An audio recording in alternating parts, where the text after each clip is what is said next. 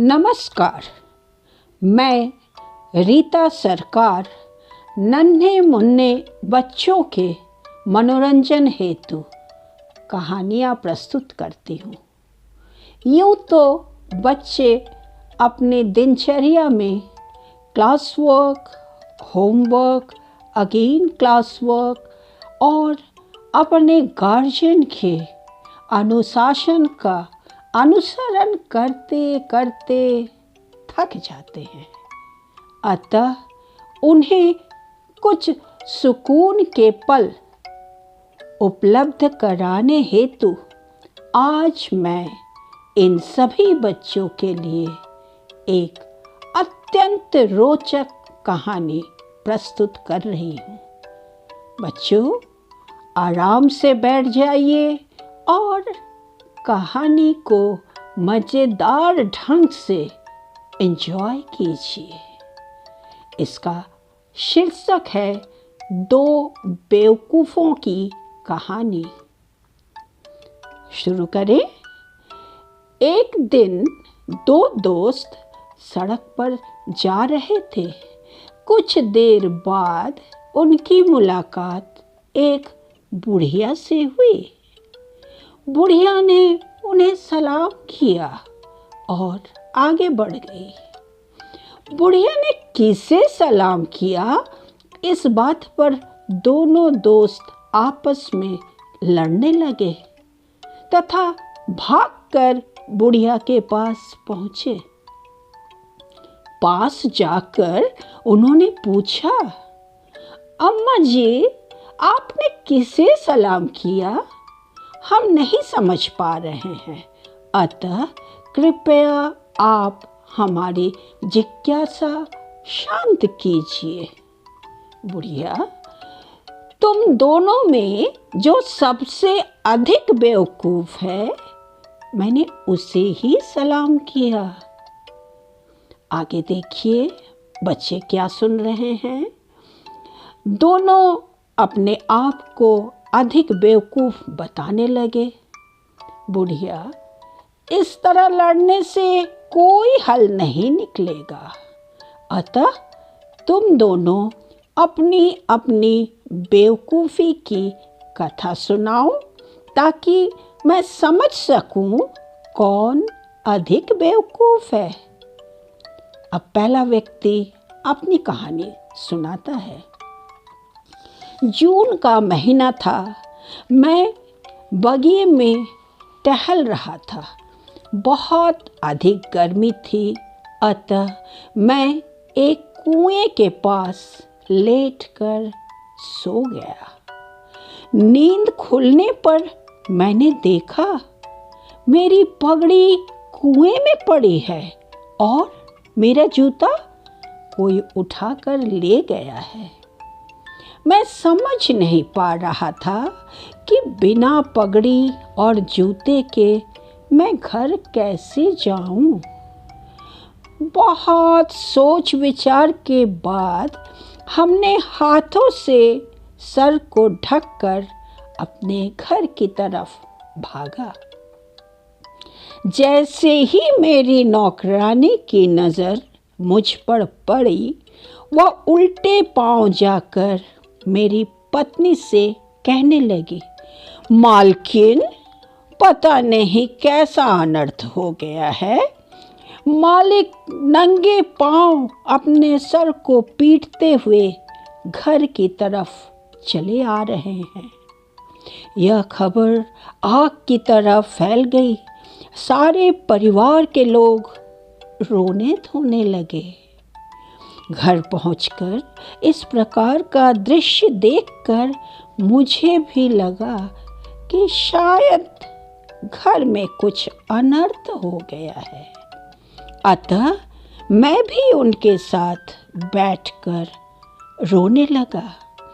इतने में पड़ोसी भी इकट्ठा हो गए और हमारे दुख से दुखी होकर वे भी रोने लगे। करीब 3 घंटे रोने के बाद एक व्यक्ति ने मुझसे पूछा, भाई साहब, आपके घर में किसकी मृत्यु हो गई है? मैंने कहा, मुझे कुछ नहीं मालूम। आप कृपया मेरे घर के अन्य लोगों से पता करें। मेरी बात सुनते ही मेरी नौकरानी चिल्ला उठी, क्या कह रहे हैं मालिक आप? हम सब तो आपको इस तरह घर की तरफ भागकर आते हुए देखकर ही रो रहे हैं। तब मैंने अपनी पगड़ी और जूते की कहानी उन लोगों को बताई। सब एक साथ कहने लगे, पृथ्वी में तुम ही सबसे बड़े बेवकूफ हो। यह पहले व्यक्ति के बेवकूफ़ी भरी कहानी थी। अब दूसरा व्यक्ति कहने लगा, मेरी शादी के कुछ दिन बाद ससुराल से मेरा निमंत्रण आया। मेरे दोस्तों ने मुझे समझाया, पहली बार ससुराल जा रहे हो, बहुत चौकन्ना रहना, खाने के बारे में अधिक सावधानी बरतना, बहुत कम खाना, भूख लगने पर भी किसी को पता ना चले। ससुराल पहुंचने पर मेरा भव्य स्वागत किया गया। मेरे सामने तरह तरह के पकवानों से भरे थाल रखे गए, जिन्हें देखकर मेरे पेट में चूहे कूदने लगे। परंतु दोस्तों के परामर्श के अनुसार मैंने कुछ भी नहीं खाया। अच्छे अच्छे पकवान देखकर आपके पेट में भी चूहे कूदते हैं ना बच्चे, परंतु आप तो खाते हो क्योंकि आपके किसी दोस्त ने मना नहीं किया है। कहानी में आगे क्या हो रहा है देखें। सासू माता जबरदस्ती मुझे खिलाना चाहती थी, लेकिन मैंने मना कर दिया। मेरी तबीयत ठीक नहीं है, मैं कुछ भी नहीं खा सकता। दिन भर उपवास रहने के बाद रात में मुझे इतनी जोरों की भूख लगने लगी कि मेरी इच्छा हुई अपनी हड्डियों को ही चबा डालूं। नींद नहीं आ रही थी, अतः मैं सीधे रसोई में पहुंचा और इधर उधर ढूंढने लगा। कहीं कुछ खाने को नहीं मिला।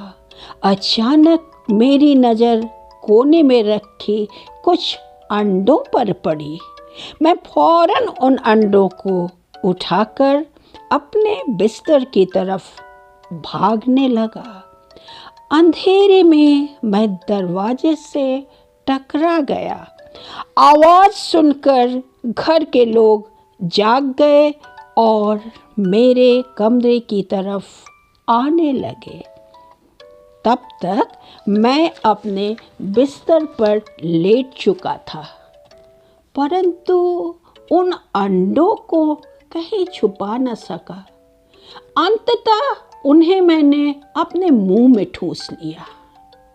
मेरे गाल तरबूजे की तरह फूल गए और मेरी सांस रुकने लगी। मेरी हालत देखकर सब जानना चाहते थे कि मुझे क्या हुआ है।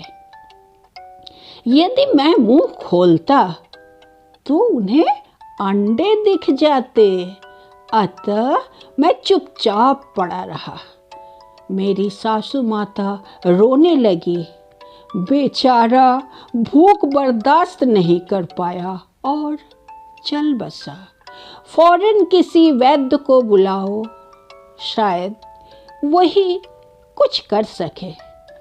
थोड़ी देर में वैद्य जी आ गए। मेरी अवस्था देखकर उन्होंने कहा, यदि इनके गाल पर चीरा लगाया जाए तो इसे बचाया जा सकता है, और साथ ही साथ अपनी चाकू से मेरे गाल को चीर डाला। उफ! मुंह के अंदर अंडे फूट गए और उसकी जर्दी बाहर बहने लगी। वैद्य ने कहा, देखिए, इनके गाल से पीव निकल रहा है।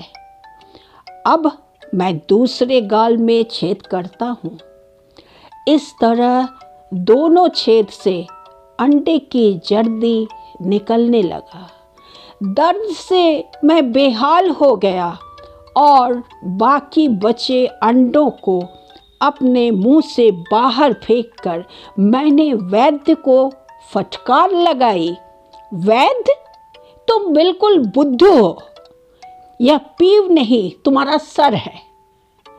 तुम पीप तथा अंडे की जर्दी का फर्क नहीं जानते। मेरी बात सुनकर वहां खड़े सब लोग हंसकर मुझे ही कहने लगे, तुम वैद्य को बुद्धू कह रहे हो? अरे, तुम तो उससे भी बड़े बेवकूफ हो। बुढ़िया मन लगाकर दोनों की कहानी सुन रही थी। अंत में उसने दूसरे व्यक्ति से कहा, मैं भी उन लोगों के साथ सहमत हूँ। तुम्हारे दोस्त तो बेवकूफ हैं, परंतु तुम उनसे भी बड़े बेवकूफ हो। मैंने तुम्हें सलाम किया। बुढ़िया की बात सुनकर दोनों दोस्त संतुष्ट होकर अपने घर को चल दिए। बच्चों, ये कहानी कैसी लगी? आपने एंजॉय किया ना? धन्यवाद।